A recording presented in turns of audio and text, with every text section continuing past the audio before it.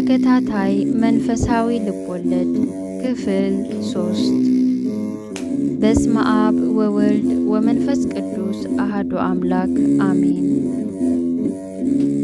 ዓይኑ ግን ዝም ሊል አልቻለም። እምባው ዱብ ዱብ አለ። ምን ሆንክ አለች ሄለን ደግሞ። የእርሷ እምባ ድምጿን አጀበላት። እስኪ መጀመሪያ እንጸልይ። መኝታ ቤቱን ጥርቅም አድርጎ ዘጋው።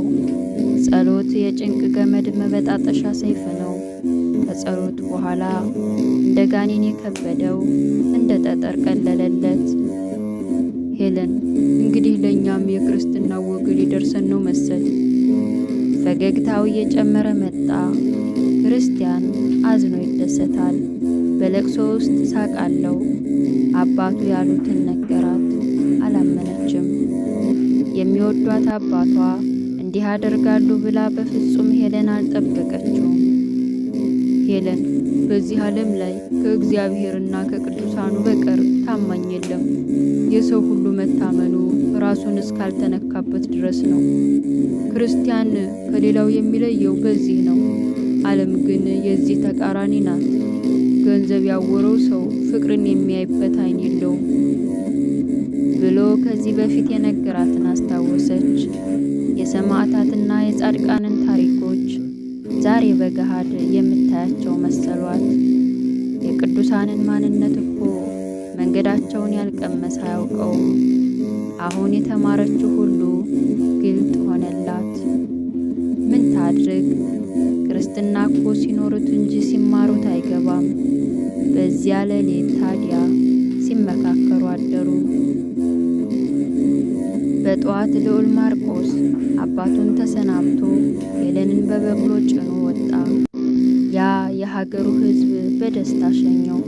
ከጉዳ ወጣን እያለ ሽምጥ ወደ ድራጎን ሁለቱን ምዕራፍ ወደ ምዕራብ እንደተጓዘ በመንገዱ ታጠፈና ወደ ምስራቅ ጋለበ። ጉዞው ወደ ምስራቅ ወደ ፀሐይ መውጫ። እንግዲህ እመቤቴ በመውጫሽ አውጪኝ። ሄለን በወንድሟ ጀርባ ሆና ቀስ ብላ ተናገረች። ቀኑን ሙሉ በዚያ ሐሩር ያለ አንዳች ፋታ ጋለቡ። ከባህር የወጡ እስኪመስሉ ድረስ ላባቸው አጥምቋቸዋል። መዓልቱ እየገፋ ምሽቱ እየተቃረበ ሲመጣ በቅሎዋ እየደከመች እያለከለከች መጣች። ልዑል ማርቆስ በዛ በረሃ በዚያ ምንም ማድረግ አልቻለም። የረሳው አንድ ነገር ቢኖር ማታ የሚበቃትን ያህል መመገብ እንደነበረበት ነው። አሁን በእጁ ካለበት በቀር ምንም የለም። በቅሎዋ ተዝለፍልፋ ወደቀች። አፏ አረፋ ደፈቀ። ዓይኗ ተስለመለመና እግሮቿ ተዘረጉ። አረፈችው ይህን የበረሃ መንገድ አለች ሄለን እምባ እያነቃት። ሄለንና ማርቆስ እምባ በተሞላ ዓይኖቻቸው ሲመለከቷት ቆይተው ቀና ሲሉ በሩቅ አቧራ ወደ ሰማይ ሲነሳዩ እየቀረበ የሚመጣ መንጋ። ማርቆስ ምንድን ነው አለች ሄለን። ምን አውቃለሁ፣ ምናልባት እኛን ፍለጋ የተላኩ የሴረናይካ ወታደሮች እንደሆኑ አላት ልዑል ማርቆስ ትክዝ ብሎ። እግዚአብሔር ኧረ እባክህ ታደገን። ሄለን አንገቷን ወደ ሰማይ ቀና አደረገች።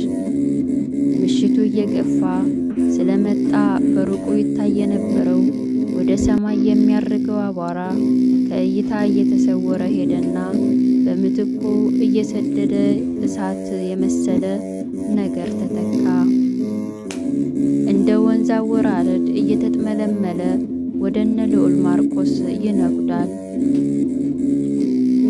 ሄለን የሰደደ እሳቱን እየሰፋና ወደ እነርሱ እየቀረበ መምጣቱን ስታይ የወንድሟን ወገብ በሁለት እጆቿ ጥብቅ አድርጋ ይዛ ማርቆስ አለችና ዓይን ዓይኑን አየችው። የዲያብሎስ ሰራዊት ይሆናል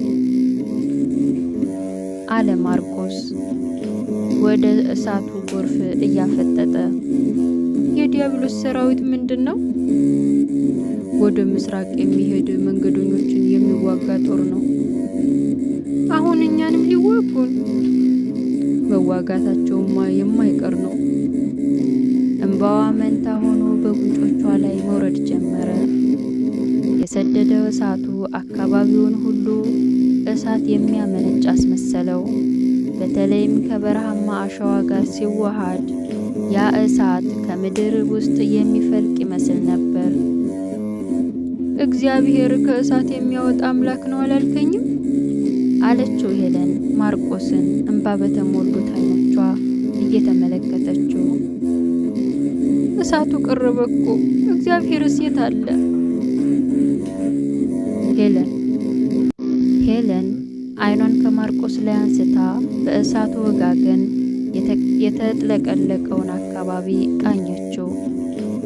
ሄለን አላት ሰውነቷ ሲርድ ተሰምቶት። ሰማዕትነት የሚሸሹት ሳይሆን የሚያልፉበት መንገድ ነው። ክርስትና ሰማዕት መሆን ነው። ክርስትና የተመሰረተችው በመስዋዕትነት ነው። እኛም ክርስቲያን የሆንነው መስዋዕት በመሆን ነው። በክርስትና ኑሮ ደግሞ ለልዑል እግዚአብሔር የምንሰዋው ትልቁ መስዋዕት ራሳችንን ነው። ስለዚህ አትፍሪ።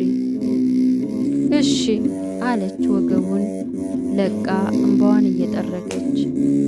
እስኪ ዘምሪልኝ አላት ማርቆስ ፈገግ ብሎ። ኢየሩሳሌም ሆይ የአባቶች ሀገር፣ ስንቶች ተሰውልሽ ስለ አንቺ ፍቅር። መንገድሽ ጠባብ ነው የበዛው ፈተና፣ እልህን አስጨራሽ አድካሚ ጎዳና። እኛ ሰማዕታት እንዴት አልፎ መጡ፣ ትዕግስታቸው ሳያልቅ ተስፋንም ሳይቆርጡ። አጥንታቸው ምርኩዜ ሆኖኝ ተደግፌ፣ ደማቸው ብርቱ ሆኖኝ ጨለማን አልፌ፣ እንድደርስ ወደ አንቺ ሞትን አሸንፌ፣ በመንገዴ ሁሉ ትርዳኝ እመቤቴ፣ ደካማ ነኝና የራደ ጉልበቴ።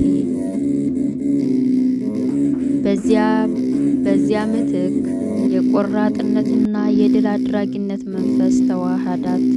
ሁለት ችቦ የያዙ ፈረሰኞች ከፊታቸው ቆሙ። ሁለቱም እንዳፈጠጡ ቀሩ። ለዛሬ ይህን ይመስል ነበር። በቀጣይ ክፍል 4ን ይዘን እንቀርባለን። ስለተከታተላችሁን ከልብ አመሰግናለሁ። መልካም